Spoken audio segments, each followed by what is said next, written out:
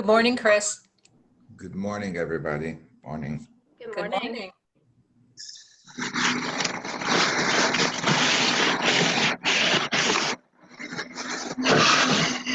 Good morning.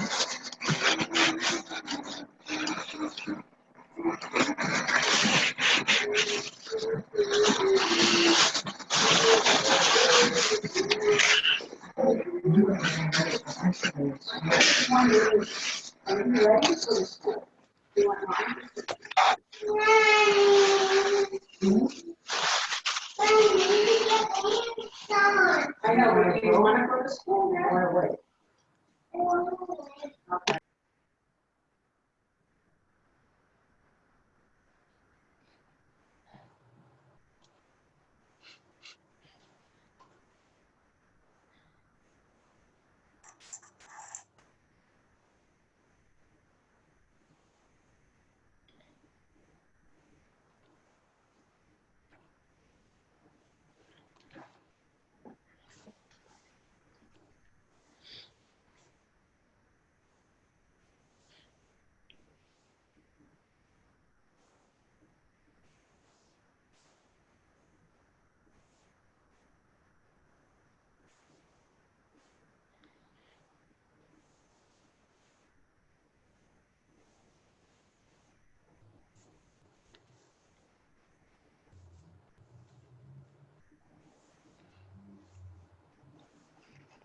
Melissa, Yes, Phyllis. thank you for the last minute additions. I appreciate it. Oh, yeah, no problem. Good morning, all. Hey, Steve. Good morning, Steve.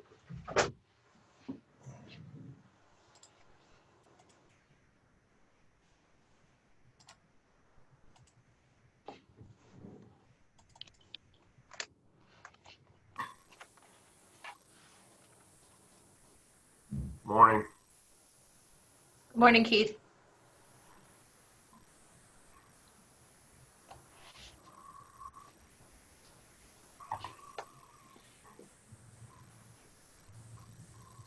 Steve, weather looks pretty good tomorrow. That? Weather looks good tomorrow. You have a game? Yeah, tomorrow night. Morning, gentlemen. Good morning. Tom, that was code for you want to play golf tomorrow. Yeah. I hear you. So yeah, maybe Saturday though, or Sunday. It's, it looks nice all weekend, I think. Yeah, I might try to get some in this weekend. Not good for deer hunting, but it's good for golf.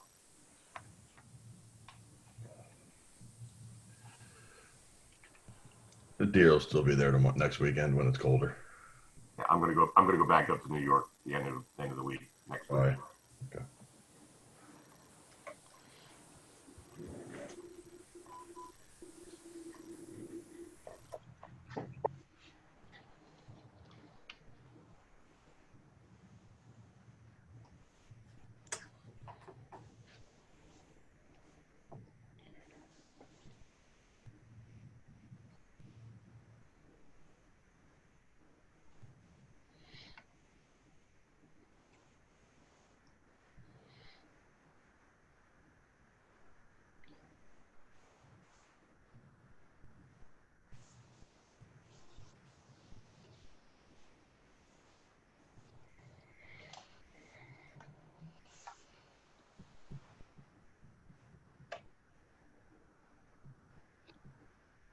Hard to believe how nice it is for early November.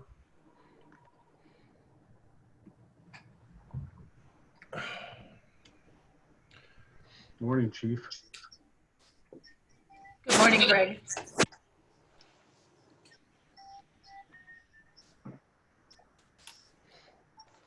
Is that Tom Boucher? That would be me. Hey, Tom. Tom. Hi.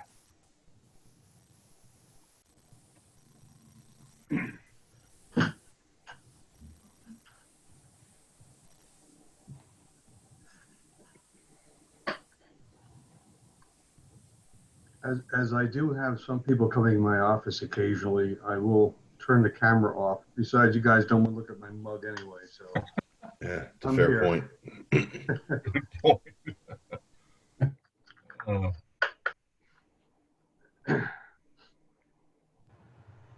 Quite an agenda. All right. I see it's 8 o'clock. Might as well get the meeting rolling. Melissa, you want to do roll call? Sure. Keith Durr. He just stepped out. Oh, I just saw him. okay. Tom Mole. Here. John Gallen. Here. Steve Brunner. Here. And Greg Portner. Here. Sorry, I was here. I had to talk to somebody quick. Okay. Next on the agenda is public comment. I'd like to reiterate that this is the time for public to make their comments, not during the meeting. So is there any public comment out there? I was on mute. Yeah, actually, but it's probably unrelated to the meeting today. Just wanted to tell you I've been observing the mail ballots and I think it's worth saying that the county commissioners have done an unbelievable job, and you won't hear me saying that very often, I think for a good reason.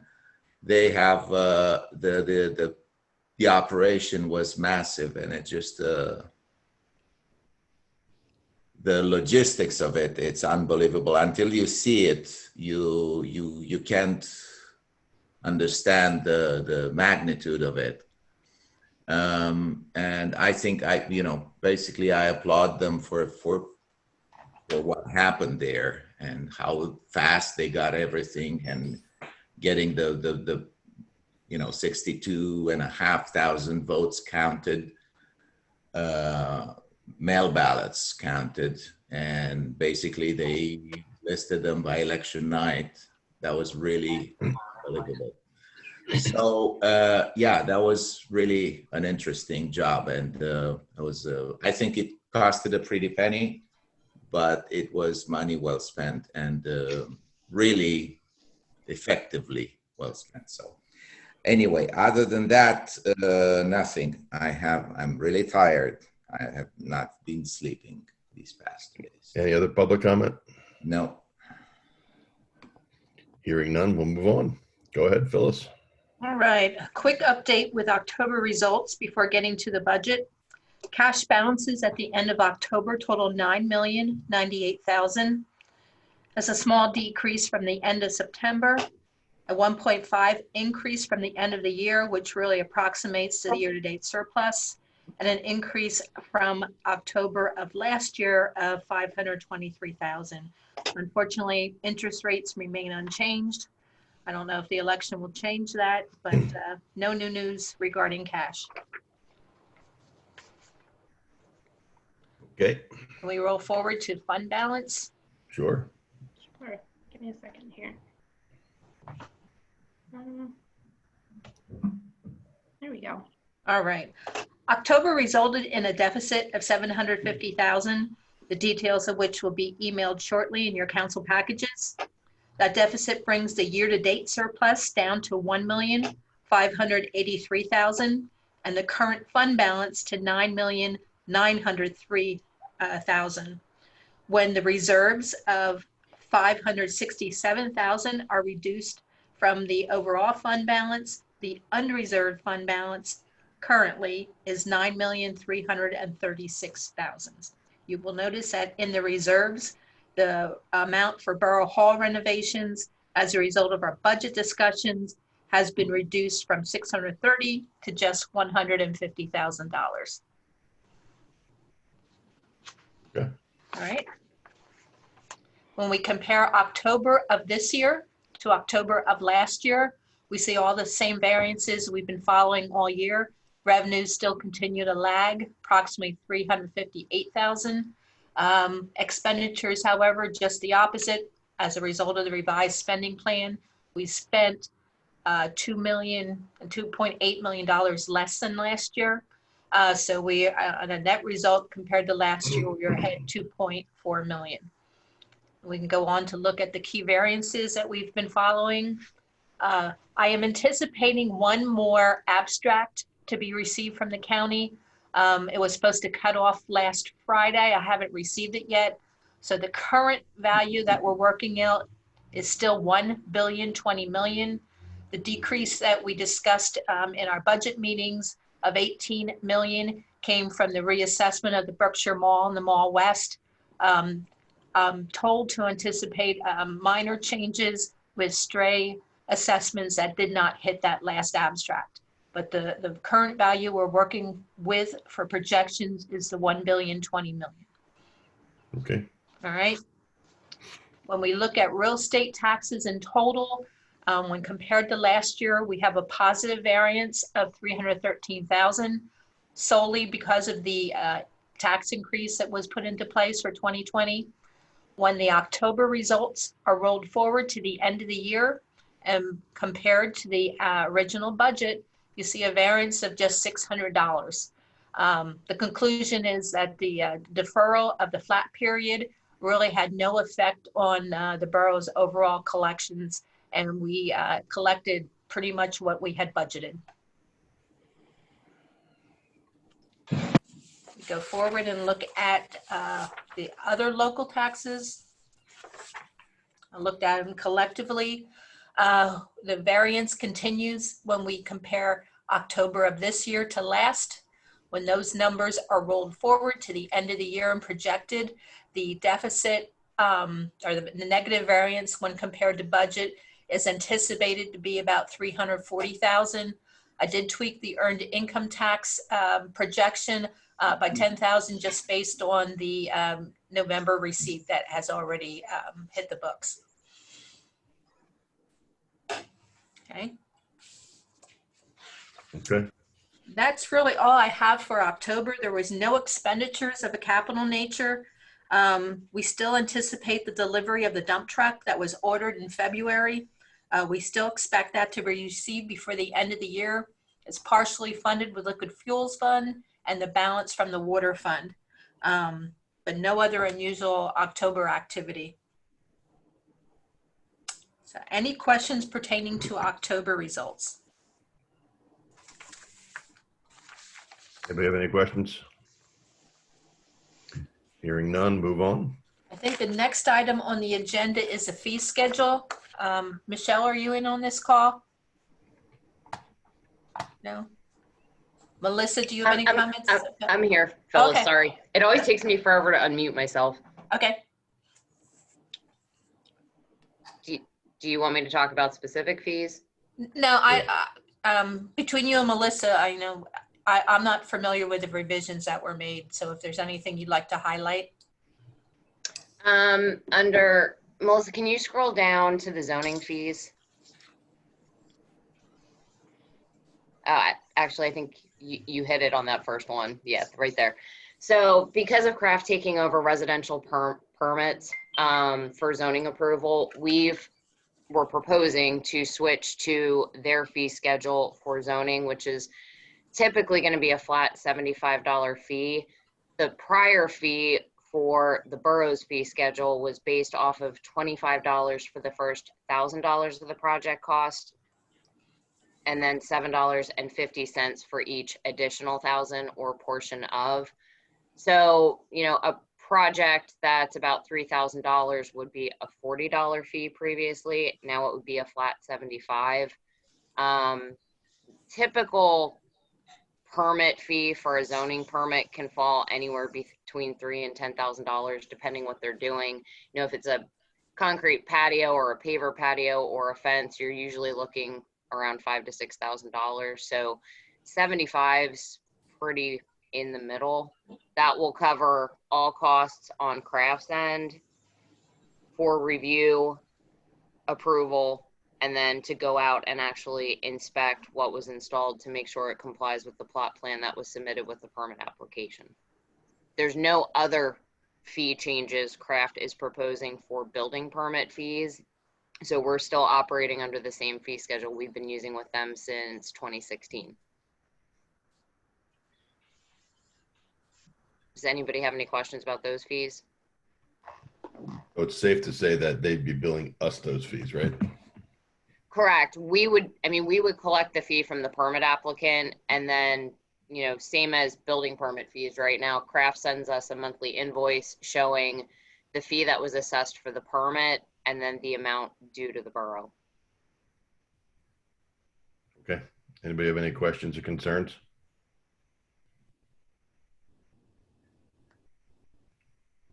Hearing none, I guess we're okay with the $75. Okay. Any There other were- changes? I'm sorry, did somebody say something? Any other changes you want to discuss?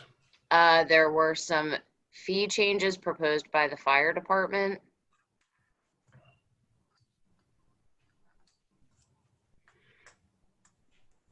And some of it is for the operational permits that are required, which if a commercial business is doing something like they're storing gas tanks online, or, I'm sorry, not online, on site, or hazardous types of materials or equipment, they're required to get an annual operational permit.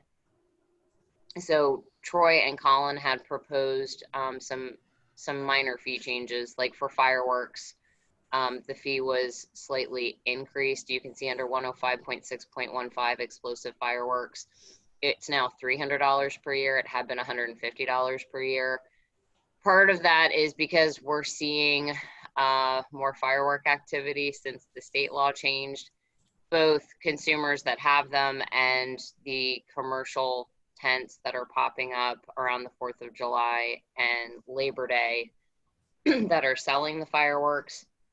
So that fee is charged to any commercial entity that wants to have a location in the borough where explosives or fireworks will be located. And that's whether they're located there for a week or for the entire year. What's the fee we charge the unit Reading when they're out there twice a month? Phyllis, that falls under the false alarm fee. Phyllis, I believe, am I correct? We bill them, it's $100 for the first time. The And then first one's free, the second one's $100. And What is then it for? after that, What it's is it again for residential also? For residential, there is no false alarm fee for the fire. Even if there's Should there be? multiple false alarms at the same location? Yeah, should there be? I don't know, the way the ordinance written, the only fire false Okay. alarm is charged is for commercial. I was just asking. I don't know if we have any habitual Yeah. residential. Bill Jenks, you on the call? Yes, Do we have any habitual? Do we have anybody who's abusing the fire alarms in the residential area? in residential fire, not to my knowledge. I know there's a policy in the police department for problem burglar alarms, but I'm not familiar with any for the fire department. Okay. Residential. Yes, must have- residential, we do bill residential police alarms. Yeah, we must have collected a boatload from the Inn at Reading though for fire alarms this year. Yeah, that's more than 2 a month. That's like 2 a day. Yeah, That's 2 a day. 2 or 3 a week. The third quarter alone was $6,000. Why don't you put them on the budget as a revenue source?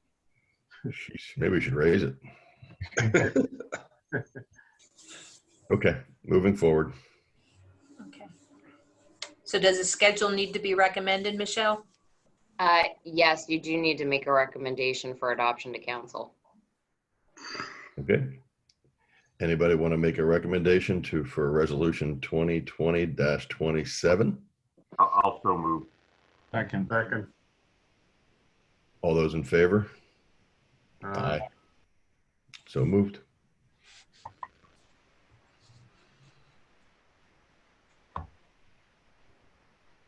Oh, we have to go back to the pension, Melissa. There we go. All right, additional pension funding is required before the end of the year. The 2020 MMO is $1,289,000. To date, the quarterly contributions plus the state aid that has been received and remitted, and the remaining payroll contributions that will be made through the end of the year will bring our total contributions to $1,104,000. leaving a required additional contribution for both the police plan and the non-uniform plan, totaling $220,000. Want to make you aware of a receipt the borough will be hopefully getting before the end of the year. There were forfeitures of the defined contributions. The resignation of Rob Lewis and Sue Walmer's change of status. Both of those situations require that the contributions that were made that corresponded to their payroll be forfeited and returned to the borough. I asked if we were able to just keep those funds in the non-uniform plan and just reinvest them. But the way the ordinance is currently written, the funds actually must be returned to the employer. But then they would be available they would be available for general use. But in this case, we could designate them to go towards the remaining contributions. So $35,941 is anticipated. I've already signed the authorization letter for those funds to be uninvested from Nationwide and returned to the borough. But before the end of the calendar year, an additional contribution for the police and $180,000, an additional contribution to the non-uniform plan is required of $40,000. So at this time, based on our knowledge of what the year-end surplus is, I'm looking for approval to make the required contributions and possibly additional contributions. So any suggestions or discussion on those points? And as of the last report, our funding balance was still well in excess of was in excess of 90%, correct? It was, yes. Yeah. I don't see any, this is just me personally, I don't see at this point, any need to do any excess funding of the pensions. Anybody else have any comments on that? I I agree. don't think I would either, only because if, depending on what happens with Tom and Tom's discussions going forward here, the next round of police discussions, isn't that going to be an issue as to how that all gets trued up if that gets turned over to the regionalization? That all gets, yeah, the police pension fund would be turned over entirely to the regional operation. But then wasn't there some debate then who trues up who and who's has enough, who doesn't have enough, that kind of thing? Yeah, there will be discussions on that, yes. So I would agree with Steve. I wouldn't add anything to any of these, just let it go. I concur with that. I'll make a motion that we pay the additional $220,000 into the MMO for this year. Second. Okay. Hearing a motion to make the payment of $220,372.93 for the MMO for the end of the year. All those in favor? Aye. Aye. Any against? So moved. Any recommendation on the timing of those payments? Is anyone market watching? Should I do it now? Should I wait till December? I'd wait till the end of the week anyway. Let's see what happens.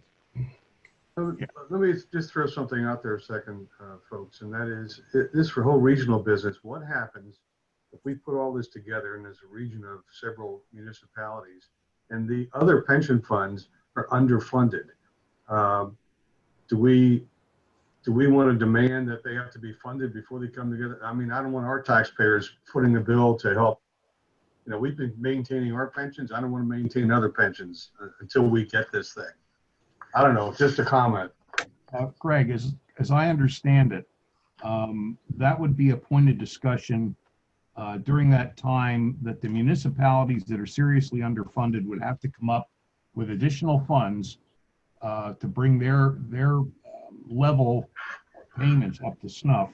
Okay, That would happen. that's fine. I just thought of that, you know, when we were talking about this. We're good stewards, but you know, as everyone else, I don't know. Yeah, both Tom Boucher and I agree with that. You know, that there should be an equal playing field or an equal footing when it comes to the dollars going into that pension fund. Okay. Yeah, we won't tolerate us getting screwed on that deal. No, All right. no. Thank you. Phyllis, and correct me if I'm wrong, if anybody else in the committee wants to, this $35,941.30, I assume if we get it, we want to make a reserve for that for next year's pension payments? We can. It's really just reimbursement of what was previously paid.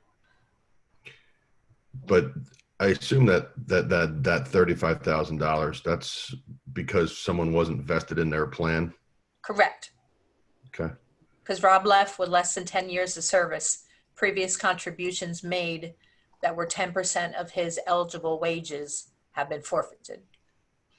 That's correct. So it's money we've already spent for pensions. I'd like to earmark it that we spend it with the pensions or some type of pension plan for next year. Next year rather than this year? Well, are we recommending that we, of the 220,000, we pay the 35,941 use that money to pay for it this year? It's really just returned to the general fund. Okay. If we can do it in this year, that's great. I'd rather do it that way. Okay. And that's just one person's opinion. Sorry if I dumbified this meeting, but. I agree. All right. Yeah. If we can use it to pay off the 220 this year, to reduce the 220 this year, I'm great with that. Sure. Okay. Okay. I'm sorry. All right. Moving on. Ready to talk about the budget? Can't wait. All right. If you can scroll past the fee schedule and start with what we did with draft 2. This whole process started with a deficit of $3,654,000. For draft 2, we added revenue by increasing the real estate tax millage by 1/4. We added the pending grant reimbursements, increased water and sewer rates 3%. We cut capital expenditures over $1 million. That brought the deficit down to $1,992,000. That was our starting point on Tuesday. Mm-hmm. Move forward to the next slide. All right. For draft 3, the changes that were made, the overhead transfers were increased by $100,000. No effect on the bottom line. It merely shifted funds from the water and the sewer fund to the general fund. Cut from the budget was the work that was planned on Reading Boulevard. And I'll look at the details of that in just a minute. There was revenue that needed to be removed because there was a curbing reimbursement that was associated with work that was supposed to be done on Reading Boulevard. So I removed $30,000 in revenue and removed $412,000 in expense. That will bring the deficit down to $1,610,000. If you could move on to the next slide. This is what the new overhead transfers would look like by adding an additional $100,000. I added 60 to the water, 40 to sewer. It just gave me nice round monthly numbers to work with. So total transfers coming from the utility funds to the general fund total $1,225,000. Everyone good with that number? Yep. Okay. If we go on to the next slide, you can see the detail of the street reconstruction costs. There was a bid opening in March.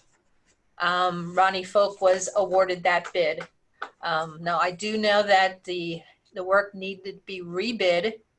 It was actually scheduled to occur, I think tomorrow was the opening, but due to the change in the scope of the work by removing Reading Boulevard, I believe Jim McCarthy indicated that an addendum was needed because the scope materially changed. So I think that needs to be re-advertised. But using the bid opening from March as a starting point for cost estimates. The original contract bid came in at $794,000.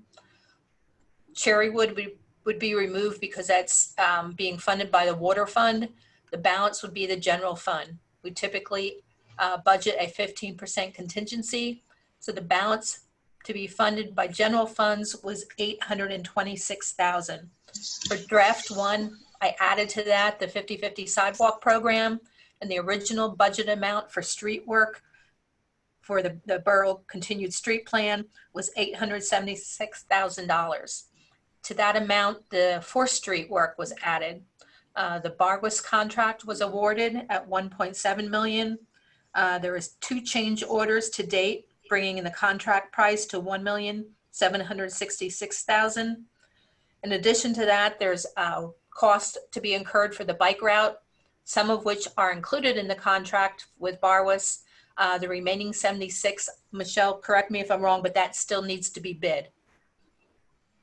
No, that, I mean, if we're talking about the bike share stations, Like the what did you say? Not mobility. Movotics, Yes, yes. we don't have to bid that. It's proprietary. Okay, So we can just pick who we want to go with. okay. Well, that brings the 4th Street total to $1,843,000. Those two pieces together is what was appearing on the budget line for street work. What changed for draft 2 was the approach to the 50/50 sidewalk program. Jim reviewed the applications on file from last year, and that number changed from 50,000 to 90,000. There is an offsetting revenue piece of about 35,000 that's anticipated to be reimbursed by the residents. For draft 3, the cost related to Reading Boulevard were removed. I went back to the actual bid tab and identified the lines for Reading Boulevard. The cost totaled $358,000 with a 15% contingency. The actual cost savings by removing Reading Boulevard was $412,000, and I think we had actually thought it was going to be closer to $500,000. So when the revised total for just Hill Avenue, which would be $414,000, is added to the added to the sidewalk program of $90,000. The continued street work for the borough would be $504,000, added to the estimate for 4th Street of $1,840,000. The actual budget line for street work is $2,344,000. Any questions on how we arrived at those numbers? So that's our starting point. We won't know what, the bids come in at until they're re-advertised with a reduced scope. And was that, Michelle, was that bike route thing, was that money that was, I forget, was that a grant or something? I forget. Yeah, we got $187,000 from PennDOT with no match to install the bike route and the bike share stations. All right, okay. Get a lot of those. Yes, we do. Okay, moving on.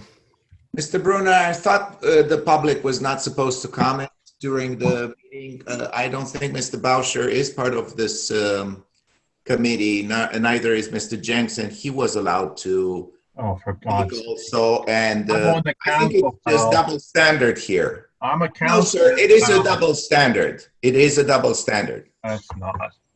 Yes, because I think when I spoke during the meeting, I spoke very much on topic and it was helpful. And I think we have to look at that and not start making absurd rules here. Thank you. I'll defer that to our solicitor, so we'll figure that out. Thank you. All right, moving on. All right, so the revised capital projects with the with the Reading Boulevard costs removed brings the net projects down to a deficit of 1.7 million. If we can go one more slide, Melissa. That brings the proposed deficit to 1,609,000. All right. Okay. If we look at that number without capital projects in there, you can see the operating results are actually a surplus of about $500,000. Okay. If we apply those results to fund balance, the latest projection to end the year is with a surplus of 770,000. That would leave us with an ending fund balance of 9,090,000. Reserved from that total would be 821,000. You notice that the Borough Hall renovations, the reserve was reduced to 150,000. That would leave us with unreserved fund balances totaled 8.2 million. So if that's our starting point for 21, you can roll forward. And wait, let's be clear. Of that $821,000, a majority of that is from the projected surplus also. Say that again. Well, we received, forget it. I'll pull that question. Sorry. Okay. All right. So if we end the year with 9,090,000 and we post a deficit of 1.6 million, the ending fund balance at the end of 21, the beginning of 22 would be 7,481,000. Okay. What was the projection based on last year's budget of where you'd end up with cash for this year? Where did we project? So what was your projection at the budget time last year? What did you project your cash balance to be at the end of this year? We thought we were going to be posting a deficit of $1 million taken from the 8.3. So we thought we were going to end with 7.2. 7.2. Okay. So the 7.2 compared to the 7.4. Okay, that's what I wanted to know. Yep. All right. So that's where we are with all the changes. I have just maybe one recommendation that might make that 1.6 appear a little less disagreeable.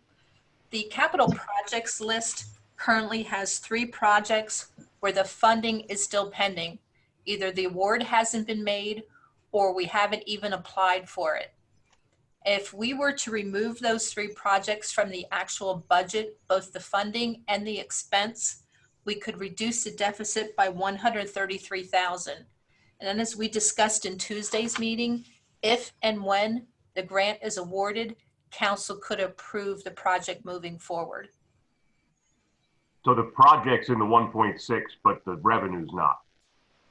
No, both the anticipated revenue and the anticipated costs are part of our overall capital projects deficit. And I'm saying if we remove the net of those 3 projects, Got it. Sorry. the Yep, deficit would be reduced by 133,000 and only be 1,476,000. For the good of the group, will you review the 3 projects? The 3 projects are, let me back up here. The first would be the Berkshire Heights Playground ADA work. There's anticipated revenue of 165,000, capital expense of 205, with a net of 39,000 deficit. For the capital repairs at the library, for just the roof portion, because I believe it was determined we're proceeding with the air conditioner regardless of funding. Potential funding of 115, a cost of 200 would be a deficit of 85. Also with the refuse, with the leaf vac, the proposed funding, if the grant is awarded, would be 76,000. The cost of the equipment's 85,000, so a deficit of 8,000. So those 3 projects together are contributing to the deficit 133,000. So if we're only proceeding with those projects in the event that grants are awarded, couldn't we remove them from the actual proposed budget and have council approve proceeding if and when the grants are received? We've done that before. I'm sorry, did someone say something? Well, there was discussion on Tuesday that, you know, we could add things back on next year if and when we see how the economy recovers. This would be the same type thing. If and when the funding becomes available, if we're only proceeding with these projects if the grants are awarded, couldn't we, or could council take action at that time to add it? Seems reasonable. Yeah, I would tend to agree. I mean, I haven't been on this committee very long. Have we done this? Is this a past practice? We have done this before. Yeah, we've done it before. Not a past practice, but we've done it before. Well, and frankly, we haven't had this many capital projects or this many grants in the works previously. then sounds like we're all good with removing that $133,000. That works. Okay, if that were the case, the proposed deficit would be 1,476,000. Was there any additional discussion or thought about if we want to start reserving anything for the public works building? Yeah, we raised it on Tuesday, but I don't think there was any conclusion. Was there some issue as to we've already committed to certain engineering expenses? We have not budgeted for engineering. That's something that we might incur in 2021. Jim didn't have a number available. It's just that if we're going to move forward with that project at some point in time and not start anticipating some of the costs involved, I mean, it's going to be a big hit at some point. So that's an amount we could add to the reserves next year.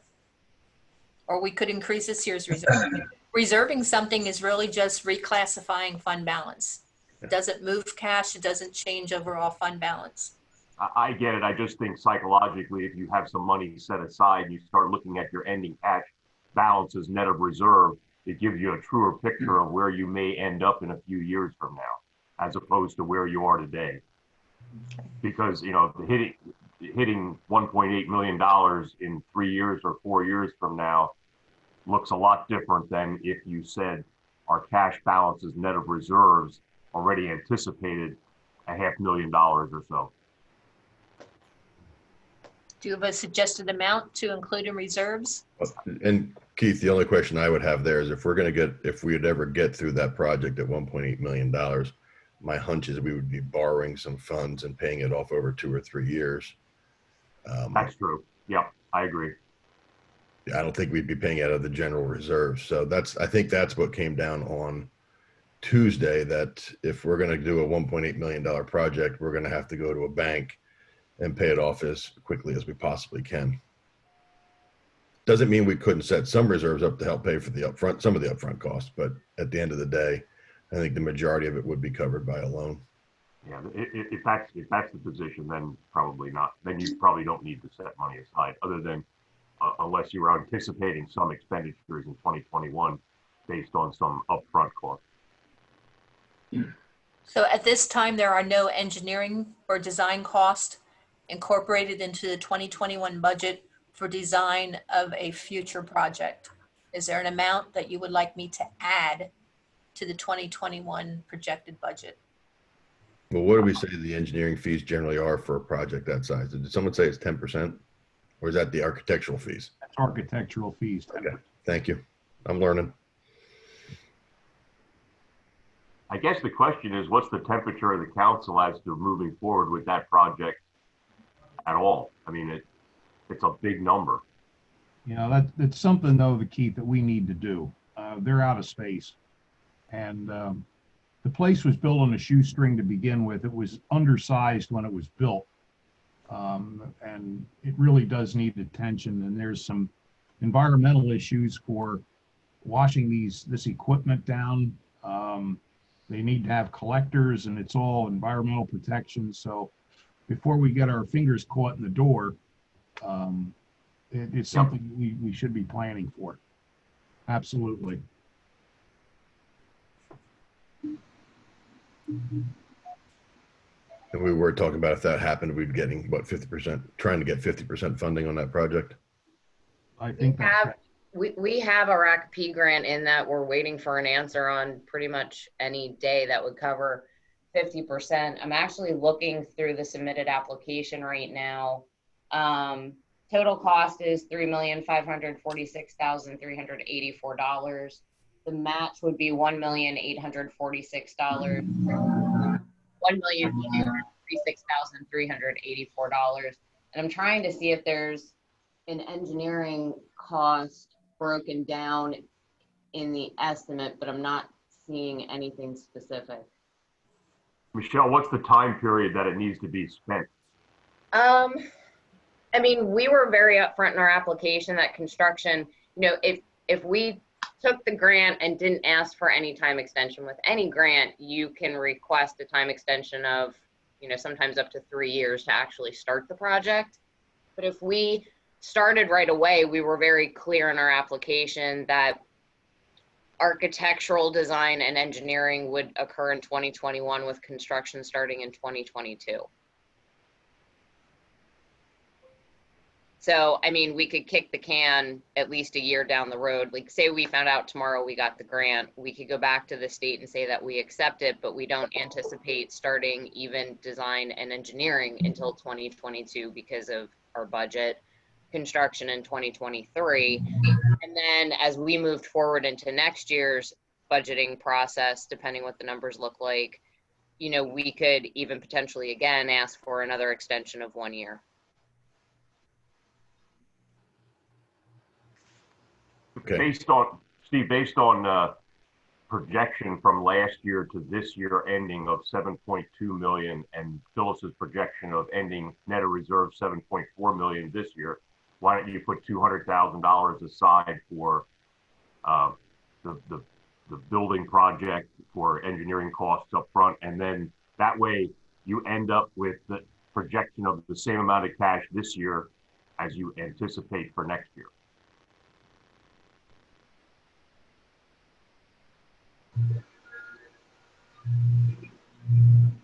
Sorry, just my computer was shot there. Yeah, I missed, sorry, you froze on me. I missed the whole thing you just said if you said something.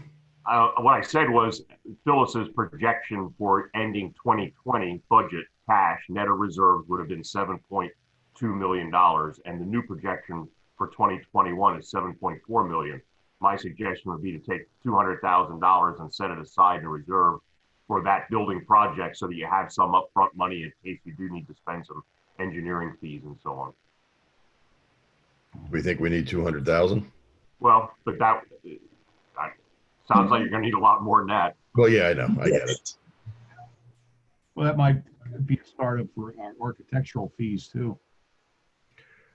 Okay. Yeah, and like Phyllis said, it's just cash. It's still sitting there, but psychologically, you've set some dollars aside for it. Okay. Anybody have any other questions on that or comments on that, I should say? Phyllis, am I right then that your projection then would be 7.2? For unreserved fund balance? Net of reserves. Melissa, can you scroll to the fund balance sheets? One more. Keep going. There we go. So that would be ending this year. So are you recommending the 200,000 be reserved from 2021 surplus? Correct. Okay. Then the unreserved fund balance instead of 8.2 would be an even 8. Unreserved. Unreserved. Again, it's cash. We have it there if we need it. If we don't start the project, it's still sitting there. Yep. The reserve would increase from 821 to 1,021,000. Okay. I'm okay with that. I mean, it's obviously just an earmark, but it gives you some indication for future years of where we need to be. So that was the whole idea of setting up these reserve accounts. So I'm good with that. Okay, I will make that addition to the reserve, starting with 2020. Okay. Okay. I do have a question about using the available funding from VIST. Construction for 4th Street has begun. There will most likely be a small payment app that will be coming in and going to infrastructure later this month. So then the choice is to make payment on that until it's submitted and reimbursed. Is there a comfort level regarding the current cash balance that you want me to maintain so that we can pay the contractor without incurring interest expense? Or should I just, with every application that comes in, should I make use of the VIST line and pay interest at 3.5%? And when do we expect the funding to come in? Well, we've submitted for the reimbursement of the engineering costs, and that's still in the works. So I would anticipate at least a month lag. So we'd be paying basically a month fees to Barwis. No, we would be paying interest to VIST if we Yeah, were I know to that. borrow on the line. That's in if we're order borrowing to a line. pay If we the don't, we'd be contractor. paying Barwis. Yeah. Just my opinion, if you've got cash in the bank, why are you going to pay 3.5% to anybody? If you've got the dollars, use the dollars. You, as long as you know the line's there to protect you. If for some reason the reimbursement doesn't come in, then hit the line. Okay. I would run it close. I wouldn't pay them 3.5% if I'm sitting on cash getting paid 0.200. Yeah. Right. Yeah, I So agree. And then at the the end of the question year, we can make is, a quick decision on what we want to do with the balance, if there is one at that point. to what level are you comfortable me dipping into the cash reserves to pay the contractor? To avoid paying the VIST interest? I'd keep like 2 months worth of expenses. Okay, that would, I mean, right now in the savings account that used to be in ICS, there's over $6 million. So you're saying I could run that down to $2 million? Well, I hope not, since the project better not cost $4 million. No, I'm theoretically, I'm saying, what is your comfort level with me using cash reserves to avoid paying interest expense? My comfort level is whatever you need to pay, and as long as you've got cash, use the cash. Okay, I mean, that's just my opinion. That's just how I hate to pay people interest and not get any interest. Yeah, the only interest that, I mean, the only issue I think is just for the numbers at the end of the year. If there is a time where we have money outlaid to Barwis that we were expecting back in, I would assume we'd have to make a note of that on our, even though it doesn't matter, we'd have to make a note of that on our cash. okay. Steve, that's just my opinion. I mean, Listen, I'm a Dutchman too. I mean, why pay 3.25% or whatever it was when we're only getting minimal from them anyway? Right, and that's why I raised the question, but we put this funding in place and I didn't know what the temperature was of the committee to make use of those available funds versus eating into reserves. I only say that because we know we're going to get the reimbursement for it. It's not like the windows at the Borough Hall where we're going to have to eat the cash. That's a little bit different, as Steve pointed out. Maybe we want to hit the line for that kind of thing when we have to do it. But knowing that we might only have a month or two lag, it's just moving dollars around. I don't see a big risk. Okay, understood.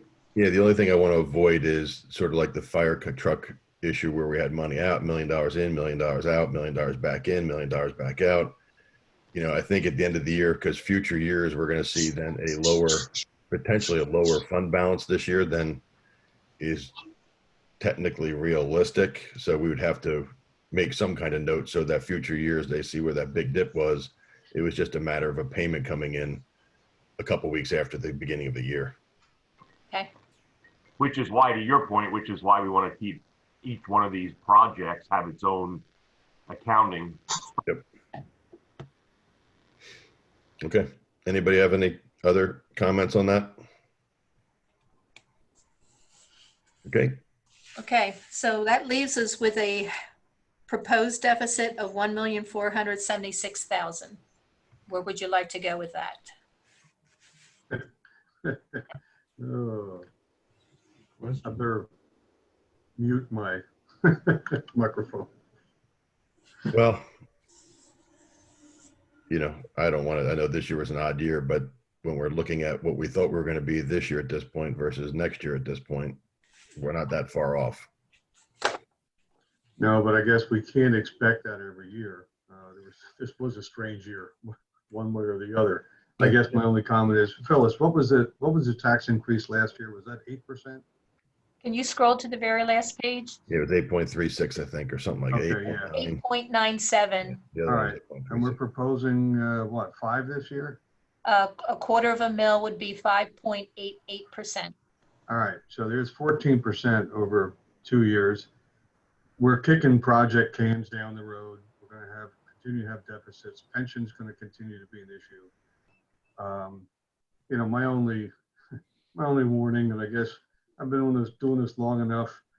on either the school side or the borough side to say that our expenses are going to become a problem. They're going to be in our face for the rest of our lives. So that is where we have to concentrate efforts going forward.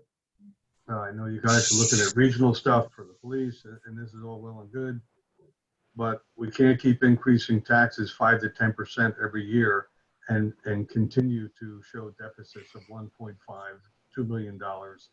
We have to get a handle on expenses, and I'm preaching to the choir, I understand that, but you know, it kind of makes a hair stand up the back of my neck that we went 3 or 4 years without tax increases, but now we have 14% in 2 years, probably another 5 or 6 or 10 next year. It's going to get out of control, and sorry, just have to make those comments. Sorry. Okay. Thanks, Greg. Anybody else?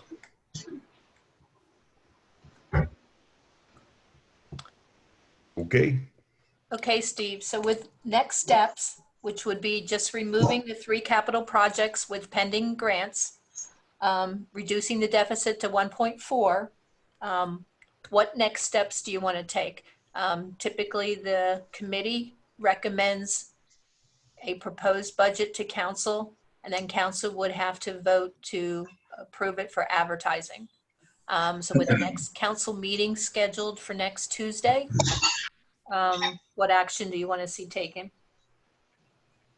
I assume that we have to forward this off to the council. Yeah. Yep. So Yeah, 'cause council, I'll make this recommendation to move this budget as we spoke of to council. Okay, I'll second that motion.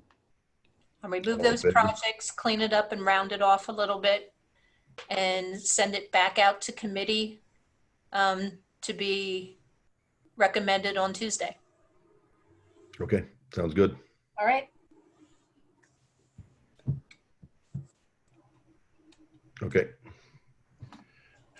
Steve, did you take a vote of the committee? Oh, sorry. All right. So all those in favor of moving our proposed budget to council? Well, sorry, we had a yeah, what am I trying to say? Motion and a second. Thank you. We had a motion and a second to move the proposed budget to council. All those in favor? Aye. Aye. Against? Aye. Was that an against or a nay? That was a nay, sorry. That's what I thought. All right. Motion passed. Okay, moving on. that's all I've got. Okay, anybody have any other business to handle? Okay, hearing none, we'll consider the meeting concluded. Thank you. Thank you, Thank Steve. you.